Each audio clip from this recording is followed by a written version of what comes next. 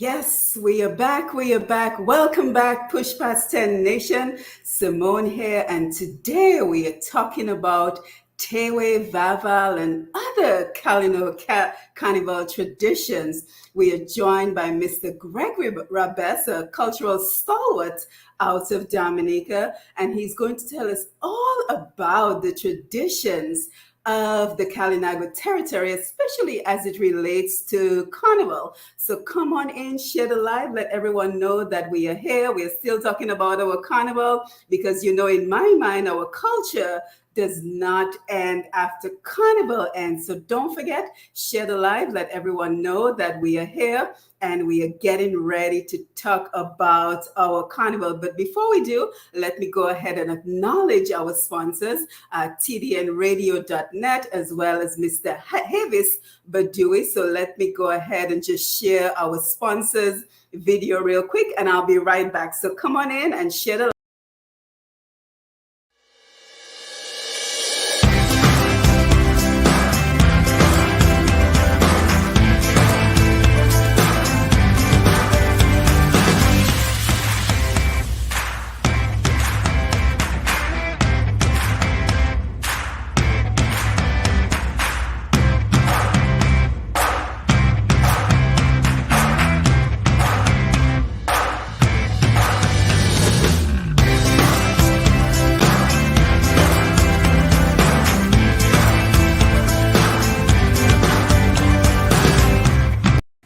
Yes, so again, a special thank you for Mr. Havis Badui for being the sponsor of our program on Facebook Live. Gregory Washla Sakafet.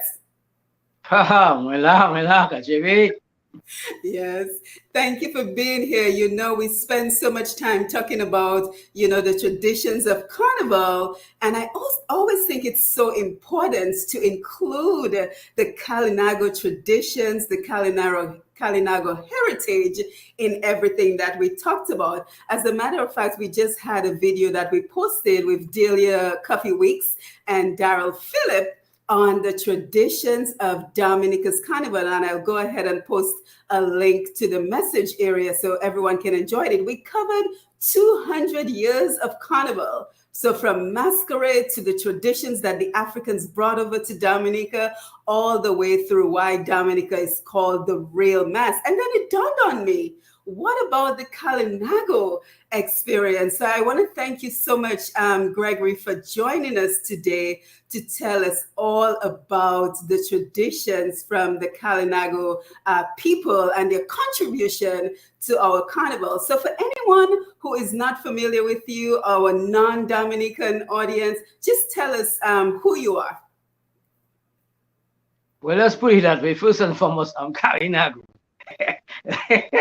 In my DNA, through my parents, and also legally according to the laws of Dominica. So I was born and raised in a community called Waraka, also called Atkinson, which is on the northern frontier or boundary of the Kalinago territory. So in a sense, all my life I have, I was raised in that community, in that area, generally speaking. And generally all my life I have kept a pace and very familiar, very much involved too in the cultural development of the community. So the experience I'll be sharing with you is actually a living experience, first-hand experience, right from the Washla's mouth. Yeah. Apart from that, I have a long experience in terms of Creole activism, cultural activism, at a broader level in the context of Dominica and the Caribbean. And it's a very long list of involvements. I'm also a poet, a musician. That's why I'm called Washla after my first album. Actually, this year is the 30th anniversary of the album, Washla. So I have a few things in store to mark that milestone as well. So quite a lot of things that I'm involved in, but essentially culture and communications. Yeah. Yes, excellent. And congratulations on the anniversary of your album. Yeah, Washla, the rock, solid as a rock. Yeah, me I go watch a Shimea, and it still resonates in the Dominican public very much so. Mm-hmm. It's that song just never dies. Right. It It's, doesn't. it's in the public consciousness. Sometimes you might not even remember what was last year's road march, but what 30 years on, it's still very fresh. It's still Right. very absolutely relevant because of the powerful symbolism in the message. Yeah. Right. Right. So, so, Nice. Washla Gregory, what can you tell us about the history of Carnival in the Kalinago territory of the Kalinago people? Interestingly, the Kalinago people, as Native American people, indigenous peoples, they do have a tradition, a carnival tradition. I mean, if you look at what's happening in places like Bolivia and other parts of Latin America, they do have quite a very colorful array of festivals in that part of the world. So they have a sort of a festival tradition. In the old days, especially at the full moon and so on, the Kalinago used to have all night dancing and rituals and ceremonial rituals, and eating and drinking and the beverages and all of that. So the question of festivity, community festivals, is part of the Kalinago tradition. Somewhere about the end of the 1800s, and the early 1900s, when the space occupied by the Kalinago people after they were sort of cornered or colonized, or not colonized, but they had this war of resistance, resisting the French and the British who were trying to colonize Dominica. But at the end of the 1800s, they withdrew to the area of Salibia, and in 1902, the colonial government at the time established what you call the Carib Reserve. And of course, more recently, it was renamed the Kalinago Territory to really fit in with the present consciousness of the people and the negative connotations associated with the word Carib. So it's now called the Kalinago Territory. So that's just by way of a little bit of historical context. So the carnival in the Kalinago Territory, as we know it today, really started at that period. You might say it coincided with the sort of the birth, quote unquote, of the Carib Reserve or Kalinago Territory, as we call it today. Matter of fact, that is one question I was pursuing recently, trying to get a sense of when did the sort of band mass, the carnival bands, really kicked off in the Kalinago Territory. Mm-hmm. And in discussions with some of the elders, they told me that at the turn of that century, the last century, the people would do the masquerade in the area of the shops, the rum shops. In those days, the Kalinago had in the Kalinago territory, no motorable roads. They were just tracks. So what used to happen was that the bandmass, which is the carnival band, and there were several bandmass in the Kalinago territory because you have different hamlets. So each hamlet had its own band. So the bandmass would gather around one of the shops, let us say in the Sensi area by the famous Matiwa, which is associated with the so-called Carib War. And then from there, they would follow the tracks and head to the next shop. So they would really move in single file. So there was no sort of jumping up all of that between the shops because it's tracks and it's single file. So the masqueraders used to go through the tracks onto the next rum shop. So it's like rum shop to rum shop. In time, the colonial authorities built a sort of a dirt road, which jeeps, Land Rover jeeps or Willys jeeps could traverse. So it means it was a wider road now. So the Kalinago now could actually, you might say, jump up in the way that we know it now on the road, kind of thing. Mm-hmm. So that change came about with the first motorable roads in the Kalinago territory.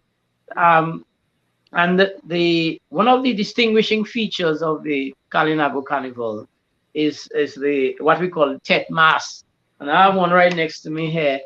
Right. Um, it's Tet Mass in Creole means basically the headpiece of of the the masquerader. So this is a one I made using cardboard, but there are other ways that you can use it. You make you take roseau reeds and you make a frame, and then you sort of do a papier mâché around the frame, and then you layer all kinds of different colored crepe paper over it.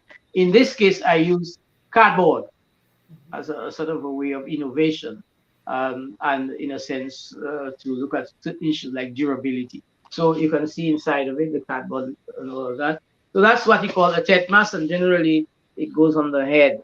And this is one of the real distinguishing features of the Kalinago Carnival. In addition to the headpiece, the tet mask, the Kalinago would dress up pretty much similarly to what you would have in the band movie tradition in Hollywood. Basically, a towel, around the waist area or around the neck area, to sort of cover the face. In some cases, they would wear a mask made out of wire mesh or bamboo. And sometimes they would use as well the skirts, women's skirts, drip that over their trousers. So that would complete basically the outfit. And both men and women engage in that type of masquerading, what we refer to as the tet mask. But in addition to that, you had darkies, in the Kalinago territory, guys who would color their skin with using different things. Like, for example, they would use ruku, and that would give the skin a red color, right? So you have the red ochre, what is called the rest are doing red ochre. Or they'll take charcoal and do a sort of a black kind of mixture with that, or other types of materials like blue and what we call blue in Dominica. So you get a blue tint, or you'd use mud to get that sort of clay effect. So these were the darkies, and they had what they call the fouet, as we have in other parts of Dominica, which is like a whip. It's really reminiscent of that whip that the slave masters used to whip the Africans, enslaved Africans, Right. Excellent. all over the Caribbean. Mm-hmm. Yeah. Yeah. And then you have other types of traditions like the beggar on a carnival Monday morning, sometimes on Sunday, guys would dress up literally in rags, but completely disguised, and they would hit the road very early in the morning, 5 o'clock, into 6 o'clock, and they basically go along the roads, house to house, and begging. And then people know the vibes already, so they would put money. Sometimes they would have a little pot sham or a little calabash, and so you you put the coins in there. Sometimes you can even drink to it, so they raise the mask and take their shot. So you have so these was some of the traditions you would have in the carnival or masquerade in the Kalinago territory in the first half of the last century, up until the 1950s, 60s, and thereabout. Nowadays it has changed a bit, but it is still very much rooted in that tradition. Yeah. Yeah, and I just want to remind our audience, because again, we have audience members who are not from Dominica. I just want to remind our audience that our Kalinago people are the indigenous people of Dominica. So they're the original inhabitants of many of the Caribbean islands. And unfortunately, they were wiped out back when the European settlers came, either through the disease or through warfare. But we were very fortunate to survive in areas such as Dominica and St. Lucia, and to a lesser extent, I want to say St. Vincent. So I'm a proud Kalinago descendant, and so is Mr. Rabess. And I like to think that just about everyone in Dominica, because we are all interconnected, so we all have Kalinago blood. So we should all celebrate being Kalinago as far as I am concerned. So Gregory, what I did, I actually found a video of Téwé Vaval that I want to share with the audience. And as we're doing so, I kind of just want you to walk us through what we're looking at. Because, for example, why is it that we do not see Téwé Vaval in other parts of Dominica? As far as I know, I believe it's only in the Kalinago territory and to a lesser extent in Dublin. Am I correct? Why do we not see it in other areas of Dominica? And it's Well, celebrated, there's a is it on particular Ash Wednesday? yeah, there's a particular history to that, right? Mhm. There was no Téwé Vaval in Dominica until the early 80s. And what happened was that after Hurricane David in 1979, you had people from the Kalinago territory and, of course, Bios Dublin who migrated to Guadeloupe. Um, and while they were in Guadeloupe, they, of course, discovered the Téwé Vaval or the Vaval ceremonies on Ash Wednesday. And when they returned to Dominica, in the case of the Kalinago territory, they decided to, to start a Vaval celebrations. And a similar experience happened in Dublin Bioche, where the guys from Dublin and Bioche, on their return to Dominica, decided to introduce Vaval in Dublin Bioche. So it has to do with the Guadeloupe connection. And these developments in the territory and Dublin happened quite independently of each other. It's pure Interesting. coincidence. Yeah, but all that started after the Hurricane David. So the 80s. We're looking at the 80s when all this started. So that's the history. That's the specificity that explains why, in fact, the Vaval ceremony and celebrations have been held in these two communities in Dominica. Hmm. Of Yeah. course, it may spread over time. I think one or two communities have tried something, try a thing, as we say, local balance, but it has not yet caught on nationally. Hmm. Maybe it's a good thing as well because it provides economic benefits for the communities involved. Hmm. Yeah, so let me show you the video because I thought it was so fascinating, and there's such symbolism in a lot of what we see in the Tewe Vaval. So let me share a little bit of the video, and then we will keep the conversation going. So just give me 1 minute.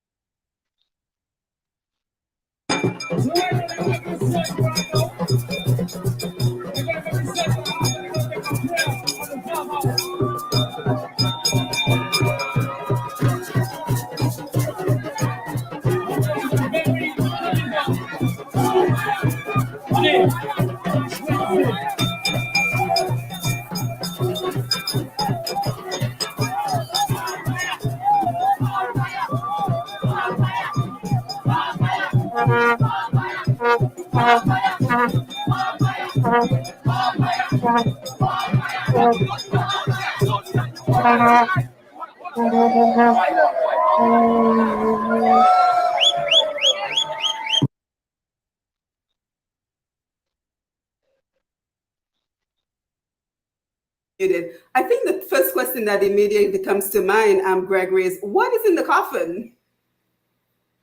Basically, in some cases, it's an effigy of a human being. Sometimes it's not a coffin. It can be an effigy of a human being as well. Mhm. But essentially, it's symbolic, really, Right, really, really. So right. Vaval represents the king of carnival. So it's a ritual where you do a sort of a parade.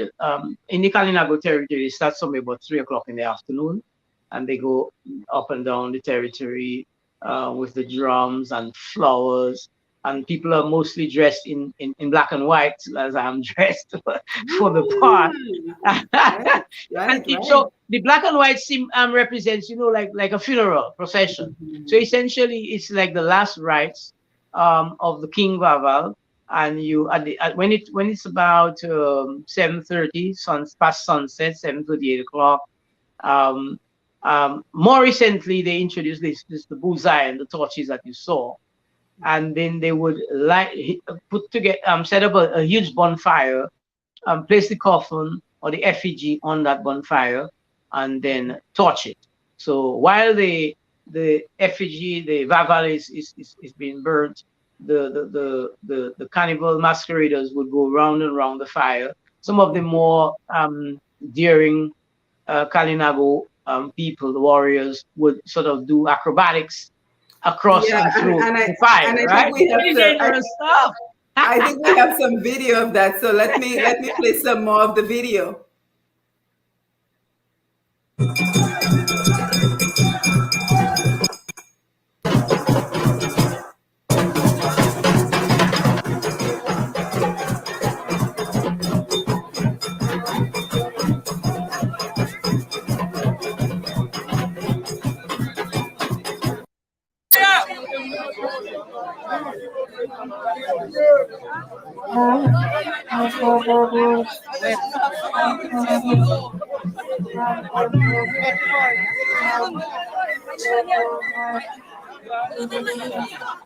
Quiet, please! Quiet, please!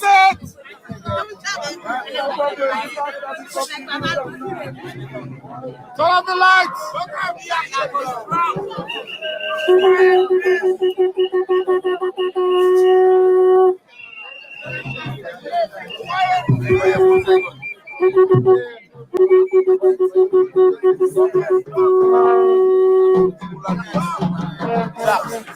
Pull it and turn it.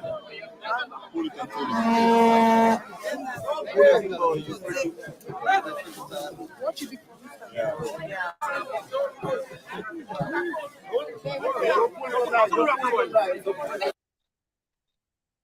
It seems like it is almost a ceremony that is going on. Is there a particular ritual, a particular order of what is being said while the coffin is laid on the ground? Well, the Téwé Vaval ceremony is really like a parody of a real funeral, right? A process. So it follows that. So you would have somebody who dresses like a priest. You'd also have a cross as well, like a wooden cross, which would accompany the coffin, and all its flowers and that would represent the floral tributes to people who have been buried and all of that. So the full Monty in that sense. But it's like how you have the Papi Show wedding, which Right. is really a sort of a parody of a real wedding, and so you have the officiating priest or whoever it is, and then you have the couple, and you have so basically it's along those lines. So you have that, and then so it's all a sort of a replica, you might say, or mimic of a typical Christian burial. Yeah, So and that's it what looks it like really it looks is. like it's pretty well attended. Very well attended. I mean, it has evolved. In the beginning, it was almost practically illegal because remember, Ash Wednesday was not an official carnival day. So Right. it started by particularly the guys in Bataka. The guys around there was a cultural group called Chien Zombie in Bataka. And you have some other guys. You have Roy Tyson. You have Mr. Piper himself, Earl Dorset. So you had a core of people in Bataka, in particularly. That is where it really started in the territory. And Bataka is the most populous community of the Kalinago territory, and is on the sort of northern extreme of the Kalinago territory as well. So in the first years, I mean, the police would come around and stop the proceedings. So the guys generally kept the activities of Vaval in the village roads. They never really went on the main road. But eventually, as the event took off, the authorities became a bit more tolerant, and eventually, by about 2010, well, you had the Kalinago Events Committee of the Kalinago Council getting involved, and then eventually you had the Dominica Festivals Commission giving its blessings. So it's an evolution of the process from a sort of a underground movement to right an opening of bulk, totally legal activity, which now finds itself on official calendar of events for Carnival. And it is a major Yeah. draw for people who visit Dominica, because they Mhm. visit during the Carnival period and they know that they have somewhere to go to, whether it's Dublin or the Kalinago territory on Ash Wednesday to check out this particular. So it's a pull, it's a draw to those communities. And it does benefit the Kalinago territory because people set up food stalls and bars and they Right. have other things that they Right. might sell and so on. So Mhm. basically, it is not just a sort of a socio-cultural ritual, a social carnival, but it's also an important economic activity for the Kalinago people along the lines of what you might call community tourism and festival tourism. Right, excellent. And we have a number of people on the Facebook Live that we want to acknowledge. We want to say hi to everyone who's joining us. Simone James, Janine, Merrifield Ban, it's good to see you. Joanne Gist, Josephus, Joe Scott, Scotland, Sabria Senhouse, my sister, great to see you. Jen B, Albert Gallion, Martha Lucien, Roma Douglas, Julie, Juanita Prince, Beverly Johnson, always great to see you. Alista Irish, let's see who else is here. Rosalind Sevre, Jane Lucy, and Agnes Romney Brown. So thank you for being here, everyone, as we talk about the Kalinago traditions for our Dominica Carnival. And we encourage you to share the live, let everyone know that we are here, because again, culture does not end when Carnival ends. We have to continue celebrating our culture throughout the year. So, Gregory, that was the other question I was going to ask you. Are there any other traditions surrounding, Téwé Vaval as well as Carnival? So, are there any special meals that is unique to the Kalinago territory? Any special music that is unique to the Kalinago territory during Carnival? Or is it just more integrated in what we all know to be Dominican? Well, on the cuisine side, you would have Kalinago dishes. Like you'd have what they call kanki. In some cases, they would call it refer to it as dukuna. Of course, you'd have cassava bread. You might have different types of, let us say, crab based, like what they call tumalin in Kalinago language, is a kind of sauce. Of course, you have a seasonal situation as well that impacts on that. And then you have what the local wiku, that is the Kalinago bear, made out of cassava itself. So you have some of these. So it's an opportunity to showcase some of the Kalinago cuisine and the Kalinago food products during that period. In terms of the music, well, the music is typically what we might consider the Lapo Cabrit music in Dominica, right? So that got incorporated into the Kalinago tradition. Another thing too is that the call and response, the singing, what we call the chanté mass. Matter of fact, the Kalinago territory is probably the single most or the strongest community in Dominica when it comes to the chanté mass tradition at the moment. Right. Because the chanté mass tradition has evolved, it has gone into things like calypso, canon calypso, and so that's these are evolutions of the chanté mass tradition, following the same principle of social commentary and call and response and so on. But you also find that the original chanté mass, sung mainly in Creole, is very, very, very, very strong in the Kalinago territory. Absolutely strong. I can only think of places like Grand Bay, probably Good Hope, St. Joseph, probably Maho, in terms of the typical carnival centers, you might want to say, that would still be maintaining a chanté mass tradition. But matter of fact, when Carnival opens in the Kalinago territory, they resurrect Vaval, So there's a sort of a rebirth of Vaval, Oh, yeah. I didn't know Because that. remember, So when is yeah, that? yeah, On because Sunday? no, it happens sometime maybe late January, early February. It depends on when Carnival falls. So like when the Dominica Carnival, let us say you have the official opening of Carnival in Dominica in Roseville, right? So probably a week after that, they will have an opening of the And what Kalinago does that Carnival. involve? Reviving Vaval. Well, it was done more recently, right? And again, it was like you had the parade and all of that, and then you had a sort of a ceremony as well, where you would bring back to life this sort of effigy. So it's a sort of what you might call a renewal and rebirth. So it completes the cycle. So at the end of Carnival, you Téwé Vaval, you bury the Vaval, which is the king of Carnival, and then so he goes to rest. Everybody gives Carnival a rest, except the diehards, of course, who follow all the Caribbean carnivals, because every month in the And Caribbean all you have a around the carnival world.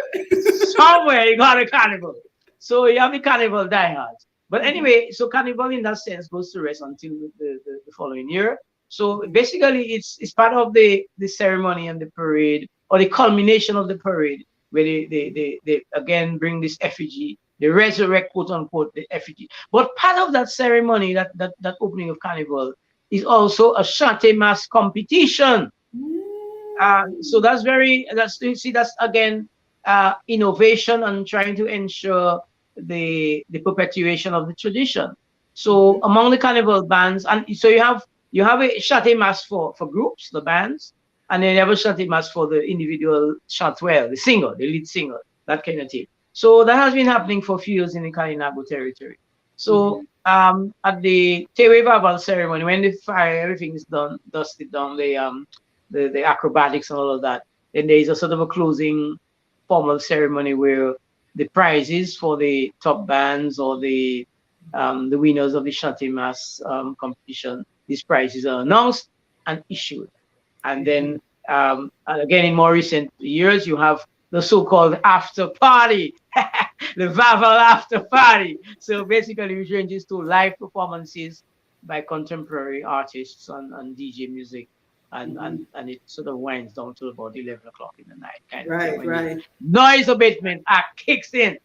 right, And right, right. finally, so And that's Arnold too just joined us. So pleasant good evening to you, Arnold. Thank you for being here. Go ahead, Gregory. yeah. So that is a sort of a carnival cycle, you might Right. say. And interestingly, the tradition is very strong in Martinique, Guadeloupe, and French Guiana. Mm-hmm. Yeah. But Mm-hmm. I was also doing some research, and it's interesting that in the Canary Islands, particularly in Tenerife, and the capital there, I think it's Santa Cruz, they have the so-called burial or burning of the sardines. It's a particular a type of fish that is almost endemic to that area. And they have a ceremony that is exactly the same concept of Baba. Wow. Exactly the same concept. The burning and the ritual, guys dress up as a priest and go through the motions and all of that. So, in Mm-hmm. a sense, I'm not quite sure, but the Vaval tradition may have a European link. Mm-hmm. Yeah, it may Right. have an European link, but of course, like all traditions, the carnival tradition as we know it today um, is, you might say, a very Creole tradition because Yes. we took elements from Europe, we took elements from Africa, and we took elements from the Kalinago. Mm-hmm. So you have all that coming together. And we talk about the real mass and things of that nature, or Dominican carnival product. So all that comes together to make our carnival product very, very, very special. I Yeah, must say very too, rich. yeah. I must say too Mm-hmm. that you find all these traditions in all over the Caribbean islands. But Mm-hmm. you find that the Sense tradition in particular, I think Dominica rules them all in terms of what you might, because Sense back in the days was a veritable institution in Dominica's Carnival. It really predominated Dominica's Carnival. So it's very good that the Sensei figure is the icon, is the representative, the logo of our real mass in Dominica. So I think that is very good. And then the Kalinago people, they brought their own contribution to the carnival in terms of the costumery and all of that. But they also borrowed from the European and the African carnival tradition and incorporated that into the carnival tradition. So in more recent years, you will see people in sensei outfits as well, and sort of a combination of all kinds of more modern, um, uh, you might say, I'm using the word now, fusion or blending of styles. You would find that in the Kalinago Carnival. But the Kalinago Carnival is still very much a down to earth, roots, street, hitting the road, nothing about sequins and bikinis, but it's more about really sack my all and just Right. the this thing here, the crepe Right. paper outfits, the tet mask, That and the mass. darkies, yeah, and the Mm-hmm. shante mask and all of that. So it's really, that is what is Kalinago Carnival. Still very much not so And much it's about. interesting, and it's great we're having this conversation, Greg. And Arnold just said, really good to hear this background information. So this is why we're doing the program, to ensure that we know about all the parts, all the elements of our carnival. But it's interesting that we're having this conversation because I was just having a conversation with my brother who got to wear a sensei when they reinstated the use of the sensei in Carnival. And he is so correct, because it almost feels like a reawakening the spirits of our ancestors. So I think so much of this carnival that we celebrate, it just takes us back to a time where, we were stripped of everything that we had to fight for our humanity as Black and Kalinago people. And it just symbolizing the reawakening of the spirits of our ancestors. What do you think? Yeah, I mean, we had a forum on Sensei a couple years back. I made a presentation on the history and the symbolisms, the meanings of the sensei, particularly the masks. Alwyn Bully and did something on a presentation on innovations in sensei, and Anita Bully did something on sort of making sensei tradition as a cultural industry. You understand? So you find that the mask, actually the most important thing about the sensei is not the different types of stuff, it's the mask. I'm referring to the African tradition, because And the why is mask that? in Africa. Sorry? Why is that? Well, it's all about the mask, because the mask represents different types of things. It might represent strength.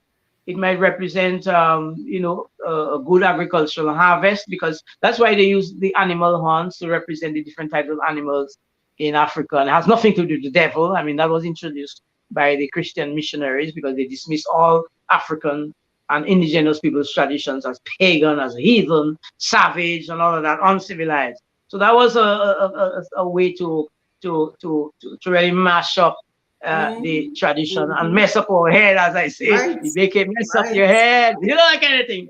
So essentially, this mask represented different things. And then the rest of the outfit in the sensei was to further disguise the person within the sensei. And interestingly, in the African tradition, the sensei figure was about protecting the community from evil spirits. So you find that in the colonial construct, they flip the script and say, no, that is of the devil, but it's quite the opposite in African tradition. So when you look at the Kalinago and the African traditions that in our carnival and in our culture, they have quite a bit of symbolisms based on the particular civilizations of let's say, the African on one hand and the Kalinago or Native American on the other. So richer symbolism as related to their spiritual beliefs and connections with nature and all of that. But what has happened that over time and because of the some of the reasons that I explained, of the Christian missionary and all of that, you find that we lost a lot of these symbolisms, not just in our, like the Sensi tradition or in Kalinago traditions, but a lot of our symbolisms and meanings. So, for example, Bele. Bele is really like a reproduction ritual. It's a mating ritual. It's a rite of Yes. passage, kind Yes. of thing like that, right? So fertility rites and so on. Very important rites in African tradition. But we do these dances, but we have lost, quote unquote, lost the meanings and the context Yes. associated with those things. So we do them, yes, we do the lapo cap with, now we have the sensei, we do the mask thing and the horns and all of that. But right now we do it in a sense because it has been passed down into the costumery and all that. But the meanings now, Mm-hmm. the symbolisms have Mm-hmm. got lost over time. So it is Yeah. now with research being done by people like us, people in the cultural sector and so on.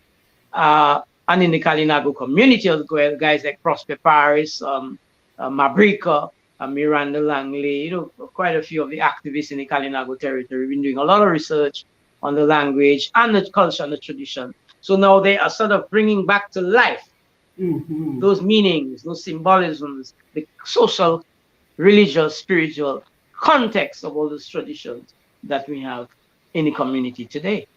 Yeah, and I certainly want to see the end of the video because I want to see the acrobatics you were talking about with people leaping over the Just fire. fast So, forward, fast so we have forward. to get back to that. But Arnold had a question. He said, one question I have, I don't know if it was touched on earlier. I vaguely remember that alcohol was not consumed, at least not like the days prior during Carnival. Is that true? And then he also says, I remember mom saying that in her time at evenings when the closing hour came, they had a de masse, take off the mask. So great contributions from Arnold. Arnold, thank you so much for chiming in and adding your contributions. And let's just make sure we acknowledge some more people while we're at it. So I see we have Lucy is here.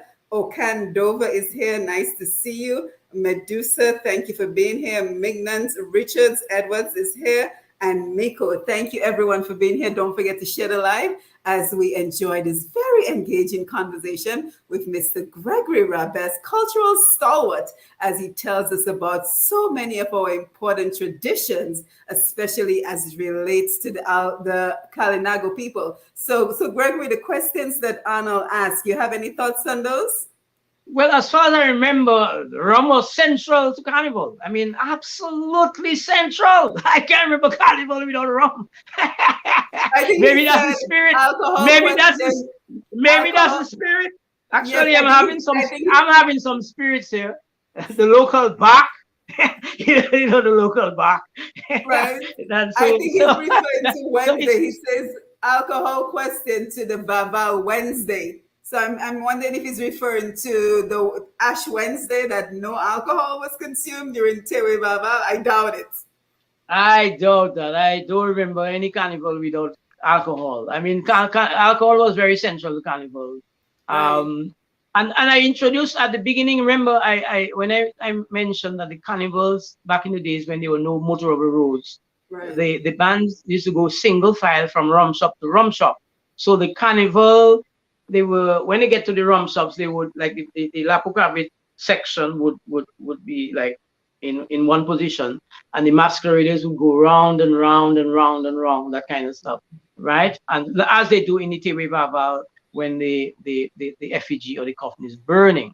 So that Mhm. is a an interesting characteristic in the tradition, the Lapo with or the carnival revelry. So they would go down the roads like normal, like we do, and other parts of Dominico. But when they get to a particular point where there is a rum shop or a village square, then they would position and then circle. So you find back in the days, the rum shop owners now, the boutique, they would of course provide some what you call CO fuel, Oh yes, which is it is to give those liquid guys courage. energy for the CO, man. So that was it. So very central to carnival, Uh-huh. And then absolutely central. and then his other question about the mask, taking off the mask. Is there Um, anything you can share on I that? Do I you I aware of that? I do not have much recolletion of that. I mean, Okay, I just found it was a problem today. If I have my mask, boy, don't come on, they must say me. right. No, you enter in trouble. You looking for trouble. Pas de masse moi, because Mhm. I in my mask. Don't they Right. masse me? So I'm not sure about that part of it. Okay. I must think they must say was he looking for trouble. I think so too. I think Looking so for too. trouble. So we have Maybe in the Roseau urban area, maybe they had something, but I'm not honestly, I'm not quite familiar with that construct. okay. But Okay. yeah, maybe at some other forum, maybe your friend Arnold may be able to enlighten us, or some other person who is more familiar with the tradition in the urban. Because remember, I was born and raised in the countryside, so I'm very much more familiar with the carnival traditions in the Kalinago community in the countryside in rural Dominico. I am not so very familiar with. I mean, I only you might say became acquainted with the carnival traditions when I came to St. Mary's Academy, Mhm. that kind of thing. So I do not have.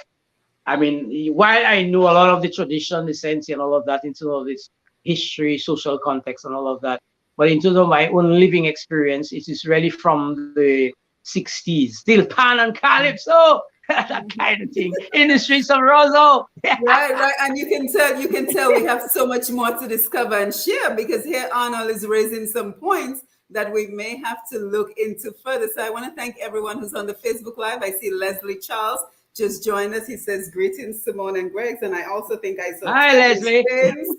Thaddeus is here with Before, us. Thaddeus, great before to you see go, you. before you Marina, go, Simon, yes. I wanted to, okay, in the territory, we're looking at also innovation, right? In the TED Mass and in different customers. So there are a lot of workshops going on in the schools, in the community, among the cultural groups to innovate the costumes. And this one is a sort of another one I put together, which is basically, again, made out of cardboard and the crepe paper. Very, very simple. And you just put it on the head like this. And then And you, tell us you about do your thing. the image, Now, Greg. Tell us about the image. this guy here, this symbol here is a original Kalinago image that you will find on the rocks. They call them petroglyphs. On the rocks in Trois-Rivières in Guadeloupe. That's a heritage site in Guadeloupe. On these rocks, you'll find quite a bit of Kalinago petroglyphs. And this figure is one of the more important ones in that collection of rock art done by the Kalinago people in Guadeloupe. So again, that's a representation on both sides. Do we know what it symbolizes? Well, it basically it's a Kalinago figure. Okay. And I suppose it's just essentially a Kalinago figure. Okay. Okay. Excellent. But you see, as I said, remember the Kalinago had a tradition of festivities. So in their adornments, they would have headpieces and using, like feather, plumes and all of that. And then they will have also beads and shells and stuff like that. So in a sense, this also represents a Kalinago figure with all his regalia. Right. So that's my interpretation of that rock carving in Trois-Rivières in Guadeloupe. Nice. And before we end, Gregory, I want to make sure we take the rest of the video. So let me go back to our video of the celebration.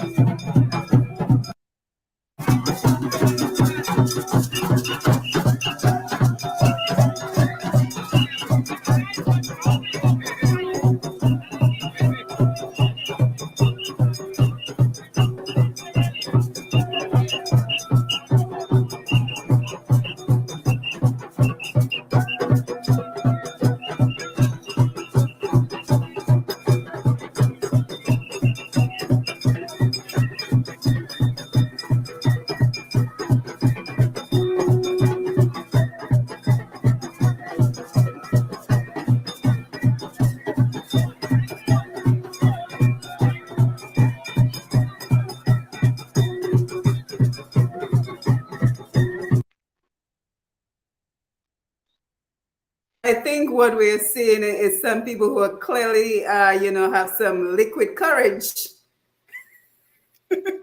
Yes, indeed. I mean, it's no, they might not fell falling in the fire, but it's part of the sort of you might say dear devil, and you might link it to the tradition as well. And because remember, the Kalinago warriors had to go through challenges and tests, almost like as part of the rite of passage to move from a child to an adult and a warrior, a brave Kalinago. So all that's part of the tradition of being brave and taking risks and adventurous in the symbolism and all the symbolism that it represents in the Téwé Vaval ceremony. Risky business, but interesting. And I want to thank you so much, Greg, for taking an hour to just tell us so much more of our rich Dominican heritage, our rich Dominican culture as it relates to Carnival. Leslie said in St. Lucia, Téwé Vaval ended at the Castries Cemetery where the effigy was burned. So they actually end at the cemetery in St. Lucia. So I think that is pretty significant. Yeah. Well, I mean, if you're looking at castries on in the sort of urban setting, where yes, I mean in the Kalinago territory, Right, and right. well, I shouldn't say that, but the cemeteries are generally away from the communities. Generally in Dominica, you always find them by the sea, away from the population Right. centers, that kind of thing. So people tend to keep those activities more in the center of the communities themselves. So in the Kalinago territory, going all the way to the cemetery is a no-no, really. It's just Right. too isolated in that sense. Yeah. Yeah, yeah, but I want to thank you. And I just will have one other question about the impact of COVID. But before we do, let me just say good evening to Royston Francis. Thank you for being here. Let's see who else we have. Joan Gist is here. Sophia Frederick. We have quite an audience. Jeanette Hawks, Merrill Phillip, Kalai John Baptist. Hey, Kalai, great to see you. Marina William is here. Craig C. Imana, Don. Sweet Noka Danielle is here. Maslin, great to see you. She says, hi, Simone and Gregory. Greetings, everyone. Great to see you. Grell, Joseph, and Patrick Thomas. I want to thank everyone for being here. Greg, what is the impact of COVID? Did we have Téwé Vaval this year? Because the video I play, I believe, is from 2019. And I want to thank DBS Radio for that video coverage. Did we have Téwé Vaval yesterday? Uh, Not in any official capacity. I mean, Right. there was a localized event, very, very, very localized in one of the communities, but it was not anything close to the Téwé Vaval as we know it. So yes, the lockdown, the pandemic has affected the Téwé Vaval celebrations, but trust me, when things return to the new normal, Yes. hopefully next year, everything will be back to the Vaval normal. Yes, In yes, that yes. sense, Uh-huh. in that Well, sense, it would be. well, thank But you, I must everyone. say, Yes, go ahead. yes, I must say that the guys in the Kalinago territory were really they didn't let the COVID hold them down too much. So you still have a certain amount of energy, a certain amount of joie de vivre in the Kalinago territory over the carnival weekend. Thank you. And it's a pleasure as well to share all of this with the wider audience. Merci en pile, Yes, merci en shy, merci en it all love. means the same. Thank you. All means thank you very much. Yes, and I want to thank everyone who joined us on the Facebook Live as we talked about, the cultural traditions of the Kalinago territory, especially as it relates to Carnival. I want to thank you, Mr. Gregory Rabess. Again, I am Simone Matthew. Don't forget to follow Push Past 10 as we continue to promote and celebrate who we are, our culture, our people, and our products. So again, follow Push Past 10. Click the notification button for the next time that we will be live as we continue to document who we are in video. So Gregory, again, thank you for being here. And we will see you again on the next Facebook and YouTube Live. You take care. Thank you, Gregs. Thank you. Yeah, take care.